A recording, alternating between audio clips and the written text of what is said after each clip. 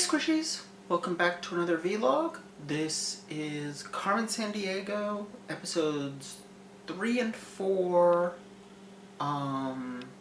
the Sticky Rice Caper, and I don't remember the title of the second one. This is a commissioned log for Nick Borovic. For starters, I think this is the first time I saw the opening credit sequence. I don't think it was in the first episode. I don't know if it was not in the second episode or skipped, or if I just forgot about it or what. I'm pretty sure it got skipped at the beginning of the fourth episode. But I like the opening credits on this. The song is kind of meh, but visually I like them a lot. I especially like the bit where Carmen is like swinging on her rope off of various landmarks, and each time she loops around she cuts off our view, and then we see a different landmark in a different city and different characters. It's very well done.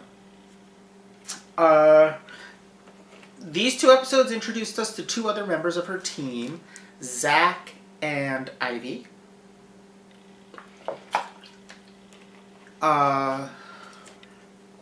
They're both perfectly serviceable characters. There's not much to them yet. They basically just do stuff that Carmen asks them to and make not particularly funny jokes.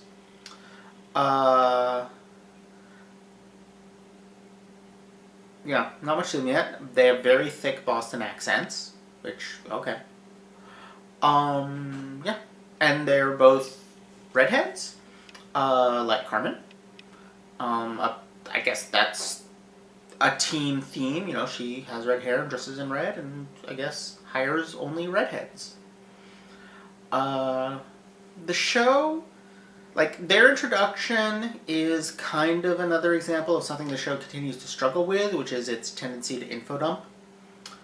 I get that they're trying to get, I'm assuming this show is being made with some kind of government educational grant, and that's why they keep teaching us about the various countries they go to. But they do so very clumsily. It's pretty obviously just dropped in, and it really doesn't need to be. And it's a problem, and it's not just a problem with those info dumps, it's with all of, like, the info the show tries to give us. All the, like, for example, with the backstory of Zach and Ivy, it's them telling it to each other, stuff they already know, which is very clumsy. It's, you know, it's clumsy enough to have a Turkey City Lexicon entry. I don't know if you're familiar with the Turkey City Lexicon. It's a thing that used to circulate in, like, what are they called? I'm blanking on what they're called, but when writers get together and pass stories in progress around and read each other's stories and comment on them and give suggestions and so on. I'm blanking on what that's called for some reason. I did a ton of them in college because they were how our writing classes were taught. Totally blanking on what they're called, but anyway, those. Turkey City Lexicon would get passed around, specifically science fiction writer. They're not called writer's circles, but I can't brain what they're called. It would get passed around those, and it was basically just a list of terminology that was used in them, and because of the nature of them was suggesting to people how to improve their work, it was a list of common errors by people trying to write science fiction. And this is in the Turkey City Lexicon. This kind of thing is an As You Know, Fred. And it's just characters telling each other stuff they already know, entirely unmotivated by anything within the story. There's no diegetic reason for them to be saying this stuff. It's just there so that it can be communicated to the audience. It's clumsy. And it never comes off well. There are circumstances in which people tell each other stuff they already know, but they're pretty annoying. Most of the time. Like, people who do that in real life are kind of annoying, and we tend to get annoyed at it when it happens in shows. Even when it's stuff that we, as the audience, may not already know. And in episode 3 in particular, it was completely unnecessary because everything in that info dump came up again later in the episode. So they could have spread it out throughout the episode. They could have said, oh, the spores have been are being used as fireworks in a puppet show, and then told us about Indonesian puppet shows. They could have said, oh, the spores are going to be used, they're rice spores, and the guys, they even do it in the episode. They do it in the episode. The guy, they mentioned the rice spores. Zach asks why it's a big deal, and Carmen explains to him that it's a staple crop. Like, a lot of shows that need to do info dumping like this will introduce a character who needs things explained to them. It's most effective if you have lots of characters, each of whom need some things explained to them because they're outside their particular area of knowledge. So, for example, in a science fiction setting, actually, Star Trek tended to actually do this fairly well. You would have characters who don't know the made-up science, and the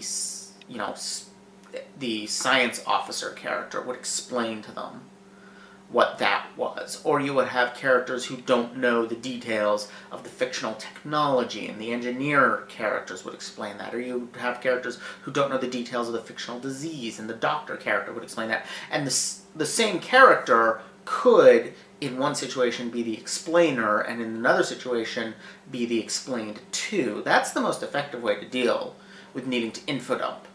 So they could have done that. They could have given player, Carmen, Zach, and Ivy different realms of knowledge, and so they could tell each other the things that they don't know. Or they could have had one character just not know anything and need these things explained to them. Having characters who already know this stuff explaining it to each other is just, like I said, kind of boring and annoying. That said, the rest of the episodes aren't bad. The dialogue isn't great. Jokes tend to fall pretty flat, and there's never really a feeling of tension in any of the action scenes, but they're visually entertaining action scenes, and all the little clever gadgets and things are a lot of fun. So there's definitely, it's a fun show, but it could use a little bit better script writing, Apparently this is the hand signal for better script writing. I guess you get script writing by squeezing an orange.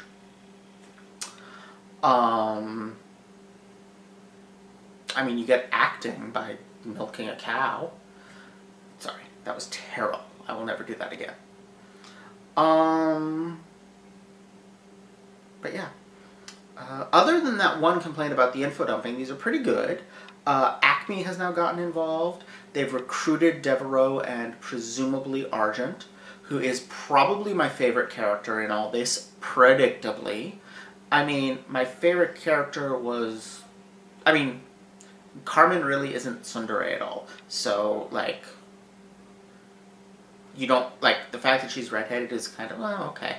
But my favorite character was gonna be the kind of mousy girl who is smarter than the person she has to work for and doesn't get listened to, like, obviously, that's pretty predictable. You know, if the show doesn't have a tsundere, that's who it's gonna be. But yeah.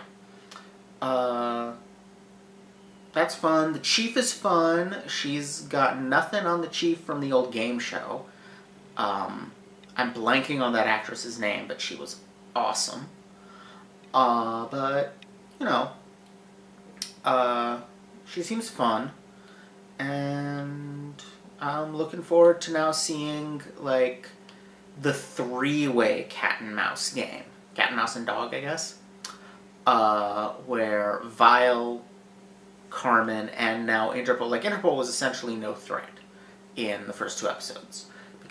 But now that they have Acme's knowledge and presumably gadgets backing them, it should be a lot more interesting, I think. And three-way conflicts are often, I mean, they're always less predictable than two-way conflicts, and that can make things fun and interesting. It also creates the possibility of episodes where, you know, people have to team up. You know, even though all 3 of them dislike the other 2, if one of them is up to something, yeah, I could definitely see them teaming up. Honestly, I'm kind of expecting this to end with Carmen working for Acme, just because she's trying to take down Vile, they're trying to take down Vile. It seems like a natural fit, but at the same time, you know, she could very likely have an I work alone attitude, they could have a we won't work with a criminal attitude, so, you know, whichever. I like her better as an independent agent. I hope she doesn't end up with Acme, but that seems likely to me. Anyway, I think that's about it.